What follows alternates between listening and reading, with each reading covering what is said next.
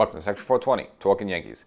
Well, he's finally done. Aaron Judge has hit 62 home runs after, making us wait a little bit and even maybe making us think that he's not going to do it. But fortunately, he does do it down in the series in Texas on the road, again, not in front of the home crowd at Yankee Stadium. But nevertheless, reaches number 62, which now makes him the all-time home run leader in one season for an American League play. And of course, people think that's kind of the real record, just with all the allegations with Bonds and McGuire and Sosa and so forth. So we'll kind of go through that, maybe just look back at some of the games where he hit 61 and 62, just kind of was going around that. My whole take on the whole thing. And of course, now all the teams are pretty much cemented in their playoff slots. And as we all kind of expected, the Yankees will get the first round bye. But we'll look at the other matchups there, just because it will obviously affect the Yankees down the road of who they'll possibly face in that. We'll also look at the National League as well, just a little briefly, just let you set that up. And then, of course, go over the Yankee roster, who's going to go to war with.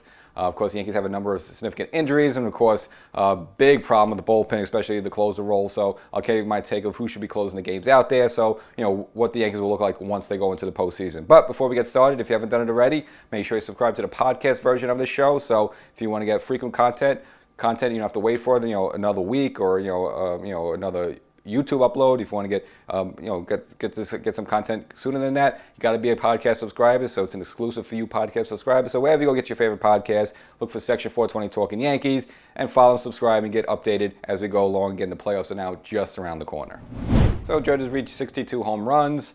Again, after he hit number 60 at home against the Pittsburgh Pirates, in that exciting comeback win for the Yankees, fans, we all figured that he'll probably do it during the Boston series. He had 4 games there. Fortunately, didn't do it there, so had to go on the road in Toronto. And after the first 2 games, the Yankees were able to clinch the AL East. So good for that. But of course, we're all waiting for the Judge home run, and then he finally did deliver number 61. It was in that final game up there in Toronto. And of course, fans were bummed out a little bit because, again, you would like to see him do it at home against the Boston Red Sox. But you can kind of tell Boston obviously have nothing else to play for the season. And I think maybe because whatever victory they could have was not letting him hit the home run at home. So you saw the way their pitchers were pitching to him, being very tough, not giving him too much to hit. And anytime there was something in the strike zone, it was usually a breaking ball or something moving away, not giving him a nice, easy fastball to hit it out of. And, I understand you don't want to just gift it up there totally. And, but I guess for the Red Sox, they weren't going to obviously make it easy for him. So they pitched him tough. So again, it wasn't until Toronto where he hit it. So, but I think there was also a little silver lining with that, the fact that he was in Toronto and not New York, because we saw how it was in New York if you're watching on TV. You had the Maris family up in the suite, and you had Judge and Judge's family either in the suite or in the stands there, and they were all just mobbed by 20 people there. So I think the only cool moment of him doing it in Toronto, whereas you could have Roger Maris' son sitting right next to Judge's mother, just the 2 of them there, and there was one person behind him, but the rest of the row was empty.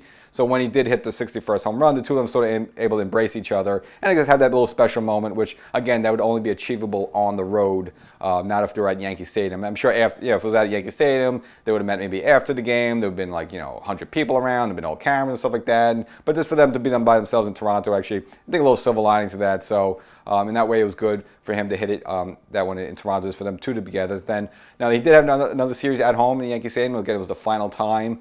Again, he would have an opportunity to do it at home, but again, same thing. Baltimore. Now their pitchers actually gave him a little bit more to work with than the Boston pitchers there, but still really didn't get too many good balls to hit, and whatever mistakes was up there, which was far and few between. Unfortunately, Judge wasn't able to capitalize on it, and the Yankee offense didn't really show up too much during that weekend series. I know they had the 8-0 win on the Saturday game, but the game before that and the game after that, only scratching 1 run there. Again, the only really good takeaway from that series was Stanton finally hitting a home run with a laser, and of course getting a brilliant, dominating performance from Nestor Cortes, going 7+ innings with 12 strikeouts. Again, kind of been worried about Nestor a little bit because for the most part he's been going 4 or 5 innings, which you figure they're going to do, just kind of limit him, as they get close to the postseason there. But to see him go in the 8th inning again, that was going to be his final start of the year, to go out with a bang. And he's actually someone right now you may have more confidence in Garrett Cole when it comes to Game 1. We'll get into that a little bit after.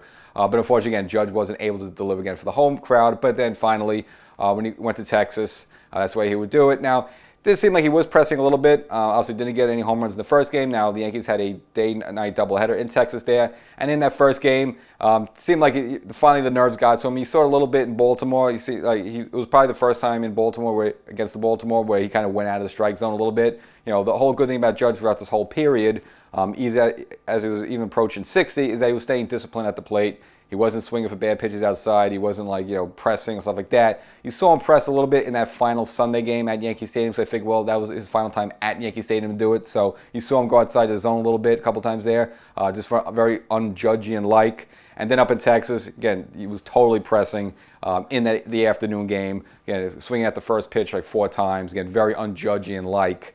But then finally in the nightcap, his first at-bat on the third pitch, able to get a good ball to hit and drove it deep to left field. And there was kind of no doubt about it off the bat. Now, I personally think just the way the body language and everything, I just think they gifted that home run to him a little bit. Just because this same, Judge was very pissed off in that first game. You saw him slam his helmet down a little bit just from all the ground outs he had and swinging at the first pitch. Second game, he looked really calm, cool, and collected. There was a certain confidence about him that I was going to do with this. And the first pitch by Jesus Tinoco was super high.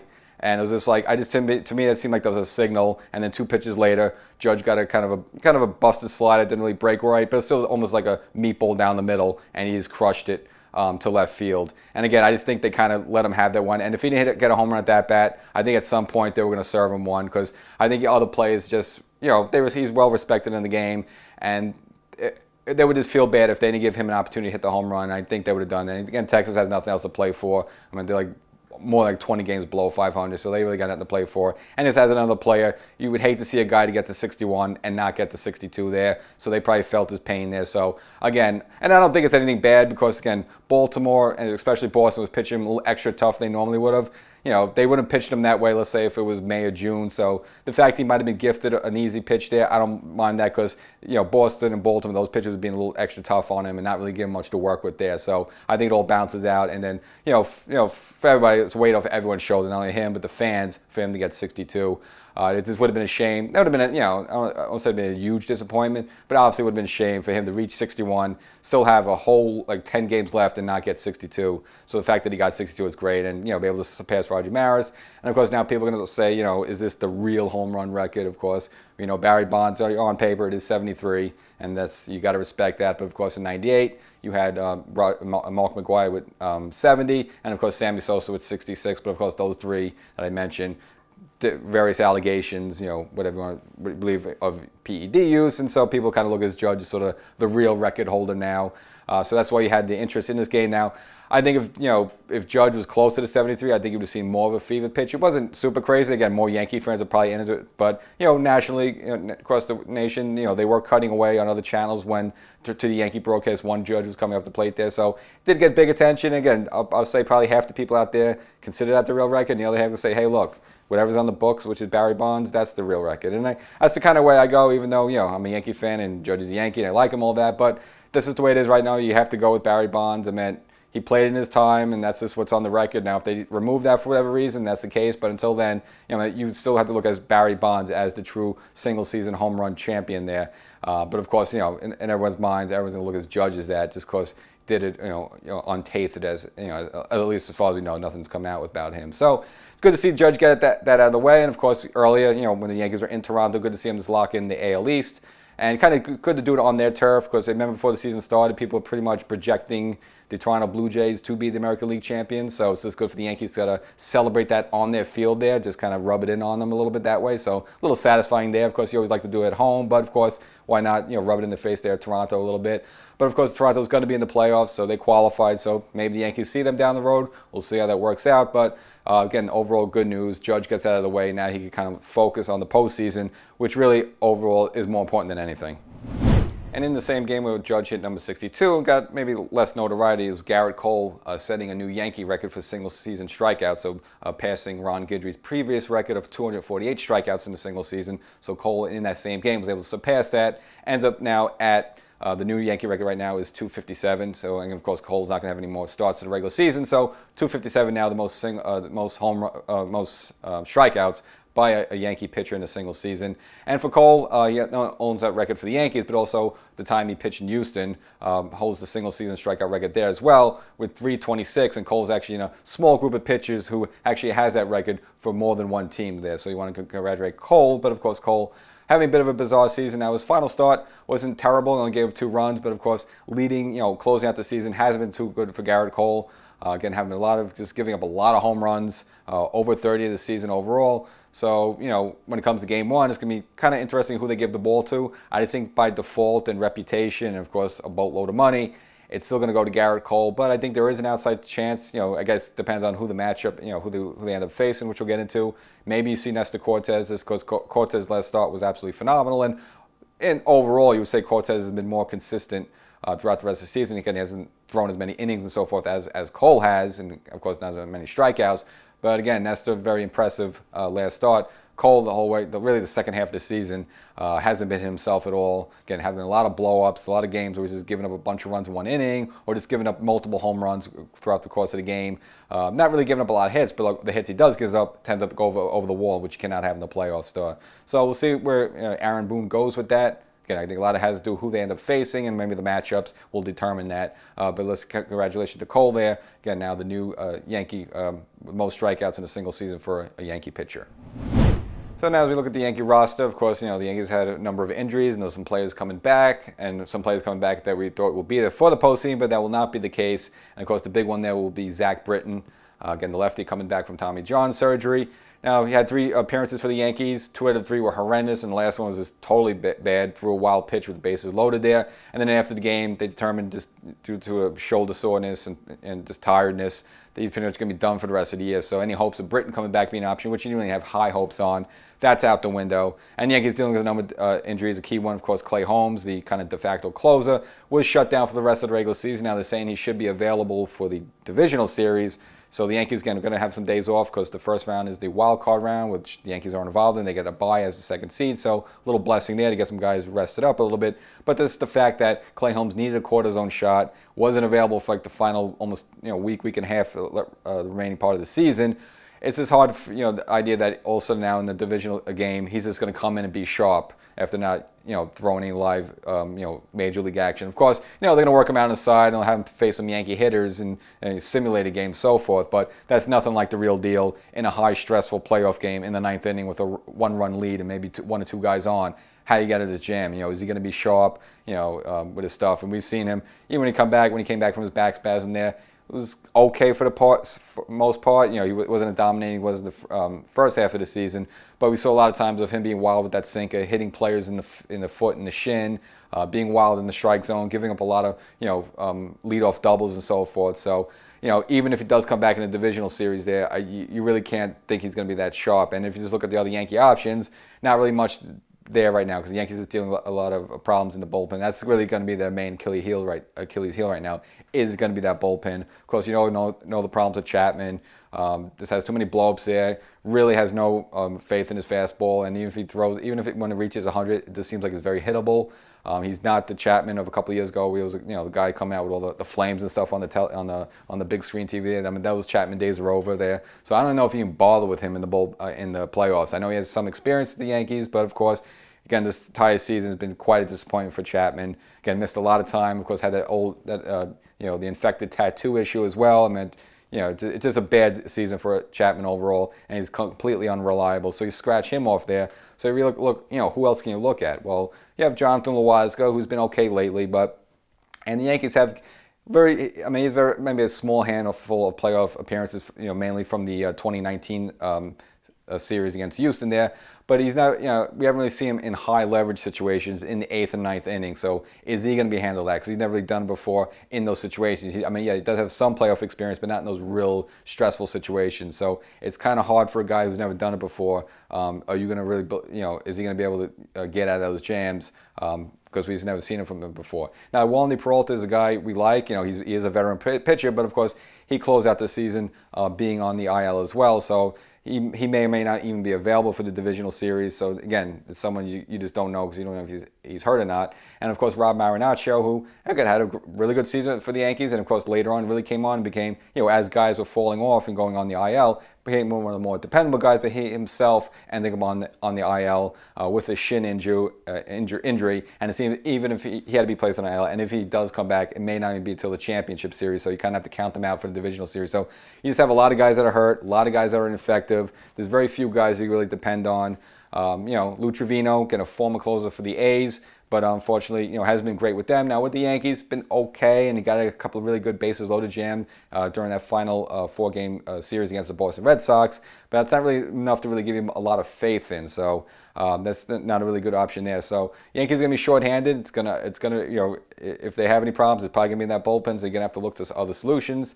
Now, if you, I might have mentioned it before here, but definitely if you listen to the podcast, I've mentioned several times that I think a great option would be Luis Severino. The Yankees have used him in the past when they have been bringing him back from injury. They did it last season, have him as like the 8th inning guy. He might have to be the option, kind of an all hands on deck sort of deal, because again, really, the Yankees don't have a closer. Until you actually see Holmes in there and closing out playoff games and being sharp, you really can't trust him at all. And plus, he's never really done this before. I mean, Yankees traded for him last season from Pittsburgh. He was okay at the beginning of the season, phenomenal first part of the season, and it's kind of iffy the rest of this season. But he has really no strong playoff experience as well. So even if he does come back, can he handle this? Severino, we know he can handle it. He has pitched for the Yankees in the postseason now as a starter, but I think that he's someone you may have to go to close out a game now, whether it's 1 inning or 2 innings. Again, he has the stamina to go 5 or 6 innings, so there's no problem of him pitching 2 innings, just to maybe you go like Garrett Cole for 7 innings and then 2 innings of Severino. That may not bad, and you could probably bring Severino back maybe a game or 2 later, just because he was only pitching 2 innings. Again, he has the endurance to go 5 or 6, so that might be an option there for the Yankees, just because I don't know what else they're gonna do there. So he's the only one I would trust. Severino, his stuff is good, and in his final start in Texas, he actually had throwing a 7 no-hit innings up there. Boone had to take him out, which I understood, and that was the right call. But again, he seems like he's throwing well. I would use him potentially as the closer. I trust him more than everyone else. I would trust him more than Loizaga. I would trust him more than Trevino. Trust him more than Chapman or Holmes or any of those guys. So we'll see what the Yankees do. And again, it all probably depends on who they match up with in the divisional round. But that's something they may want to think about, just because the rest of the guys, does not really much have faith in there for the Yankees. And for Severino, I think he probably may not like the idea, but I think when it comes to the playoffs, it's an all hands on deck mentality. So I don't think he'll have any problem taking it there. Now, if you want to look at the offensive side of the ball, the Yankees also got some good news with the return of DJ LeMahieu. Now, it's going to present an interesting challenge. You're going for Anthony Rizzo at first base. He's the first baseman, of course. So DJ, you could play him at second, but again, Gleyber Torres has had a good second half of the season, so I don't know if I necessarily want to give up that at bat. So now you're looking at third base would be a competition between Donaldson and DJ LeMahieu. Now, by default, again, as long as DJ's toe is fine and he feels good, he can move around, I would give DJ the start there at third base over Donaldson. Again, Donaldson's, it's good defensively. The bat is what his bat is. Nothing really there. But DJ's, obviously, you'd rather have DJ's bat in there just because he's more consistent, more of a singles hitter. He's more likely to get on base. Okay, yeah, Donaldson might give you the big home run once in a while there, but I'd rather have DJ there at third base. And some other Yankees that may or may not coming back. If I was talking about Andrew Benintendi dealing with that wrist injury. He said if he comes back, it might be the championship round, but I'm just completely counting him out the whole season. Again, anything, we have a ligament or the hamate bone he has torn in his wrist. I can't see him coming back and having strong swings. Again, it's something like that. Usually you're done for the rest of the season. So even though he thinks he might come back, you can almost scratch him off. So you forget about him. Talking about Matt Carpenter possibly being ready for the divisional series, that's another situation. I just don't think it's going to be possible. Again, he's playing with the fracture on his foot there. Now, he's supposedly able to move around a little bit and hit the ball a little bit, but it's a situation where he's absolutely not going to play the field, so that relegates him to be a DH.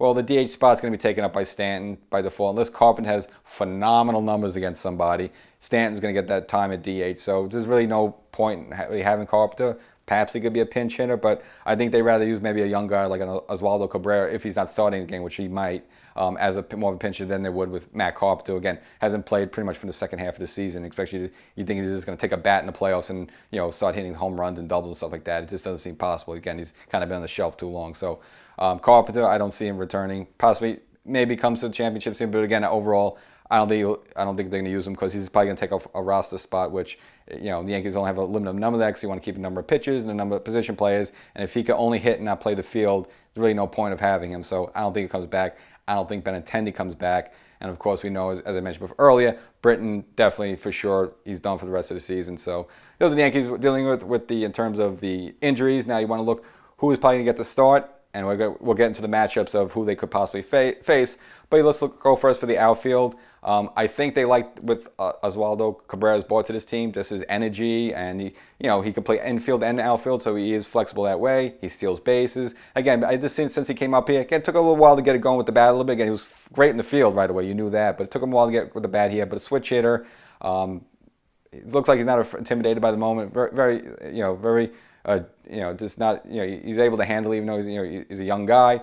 I would actually have him in left field. I'd give him the start over there over Aaron Hicks. Aaron Hicks, to be fair with him, he's actually hit a little bit better lately, Hicks, so, give him that. But still, I think Cabrera is much upgrade, much better than Hicks right now at this point. And again, since they're both switch hitters there, you could have Cabrera in there as well. So I would have Cabrera with the start and left field. Center field, you're going to go with Harrison Bader.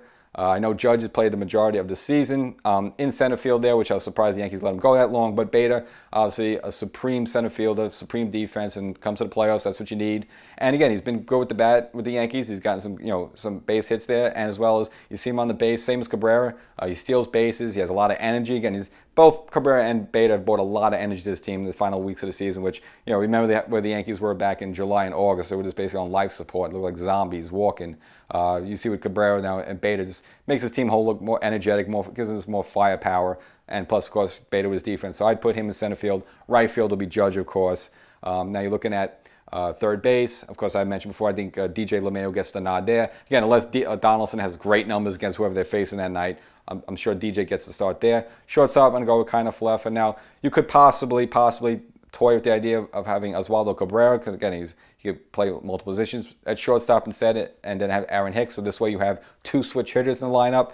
You could look at it that way, but I think they're going to stick with kind of Fluffer in shortstop. Overall, he's good. I know he's had some flubs here and there, but again, it's but he's pretty much been there the entire season, the regular season, so I expect him to be there for the playoffs. Second base, Gleyber Torres. Again, possibly can make the case of putting DJ LeMayo at second base, but again, Gleyber having a good bounce back season in 2022. Very strong, second half of the season overall, so I think you'd reward him there. He's been good. He's been pretty, again, steady there the entire season defensively, so he's there. And of course, I mentioned before, Rizzo at first base. Catcher, it's going to be Trevino. Now, Higgy actually has been good in September. He's actually, kind of been making a case a little bit as well, but it's defensively, Trevino's is slightly better there. And of course, with the bat, overall, even though Higgy's been peppering the ball lately, I still give Trevino the nod there. So that's going to be your Yankee defense that you go to war with. And of course, I mentioned before, Giancarlo Stanton will be the DH now. He'd been floundering since he came back from his Achilles injury. Now, had that one home run, the game-winning grand slam against Pittsburgh, but then kind of went cold again, but actually hit a couple of home runs, get one at home against Baltimore, and then a couple down in Texas there. So maybe his bat's heating up a little bit. Maybe he's feeling a little bit better. So again, and this is, of course, what he could do. I mean, he could touch, he taps the ball, could go 500 feet. And for the Yankees in recent history, he's actually been one of the Yankees' better postseason hitters. And people don't really realize that with him, but actually, no, he's actually been hitting well for the Yankees in the postseason. I would say minus that first year in 2018. Everyone remembers him striking out against Craig Kimbrell, in that final game there. But overall, Stanton's been a good performer for the Yankees in the postseason. So based with all that, and of course, he's making a boatload of money, same as Cole. You're going to give him a start at DH. So it's going to be the team to go to war with. That's probably the best opportunity for defense and some offense. And remember, the Yankees, the problems in the past is always being too right-handed. Well, now you got some guys such as Rizzo, left-handed hitter. And of course, you got Oswaldo Cabrera, a switch hitter, so he provides a left-handed bat like that. And probably Hicks, I'm sure he'll make the postseason roster, so he might come from late-inning defense for somebody, or just come off the bench. Again, he has some power, and he's a switch hitter. So the Yankees now have some options at the left-handed bat, so they don't have to worry about being too right-handed. So let's look at the playoff brackets. All the teams are settled in right now. So as we mentioned before, we'll look at the teams that would get a first-round bye because they're the divisional winners. In American League, it will be Houston ‹1. The Yankees are the second seeded team, so they get to chill out for a couple of days. In the National League, it's going to be the Braves, who took the NL East from the collapsing 100-win Met team. I don't know how that happens, but nevertheless. And of course, the Dodgers, they're the #1 seeded team. So those are two teams that get a bye there in those rounds. Now, for the matchups in the American League, it's going to be the #3 seeded team, the Cleveland Guardians, hosting the Tampa Bay Rays. And then after that, it will be the Seattle Mariners, who kind of nosed in there, visiting the Toronto Blue Jays, the Yankees' AL East nemesis as well. So you got 3 AL East teams in there in the playoffs, just to show how strong the division was this season. Even a team like Baltimore was pretty good and almost had an opportunity there at the end. Flipping over to the National League there, we'll have the Phillies, again, the former team of Joe Girardi. Unfortunately, they kicked them out, a while back. Being managed by former Yankee bench coach Rob Thompson, visiting the St. Louis Cardinals, and that's going to be Albert Pujols' last brouhaha. And again, he reached this seventh home run plateau early this season. And then finally down there, it will be the San Diego Padres visiting those very same pitiful Mets. I won't make too much fun of them, but kind of weird how they collapse like that. And those are your matchups there. Now let's focus on the American League there, because that's what's most important, and specifically the number 3 and 6 seeded teams, because those are the teams that the Yankees are going to have to be contend with. So it's going to be Tampa at the Cleveland Guardians there. Now, even though Tampa is the lower seeded team there, and they're going to be the road team, of course, they're the nemesis of the Yankees there, and again, they're playoff tested, and they've done this before. So even though Cleveland is the AL Central champions there, I give Tampa the edge of that one, just because of the experience they got, and of course, that's going to be the team the Yankees are going to end up facing. So from there, though, it's going to be very interesting. Toronto, Seattle, it's almost a pick-em game, a coin toss. But I'm actually I think Seattle's going to come ahead on that one, just because Toronto, as mentioned before, people always project them to be winners of the division and this and that, and they always fall short. Until they finally beat a team in the playoffs and actually make a good run and be a division champion there, I'm not going to go with them. Actually, I'd probably rather go with Seattle there. Of course, they got Rodriguez, the young star there, and of course the stud starter, Luis Castillo, who blanked the Yankees twice during the regular season there. So then you're looking up in the division round. I would say it's going to be Tampa at the Yankees, and then from there it will be Seattle at Houston. I think Houston could take care of Seattle easily, so now you're looking Houston waiting there in the American League Championship Series, and now Yankees versus Tampa.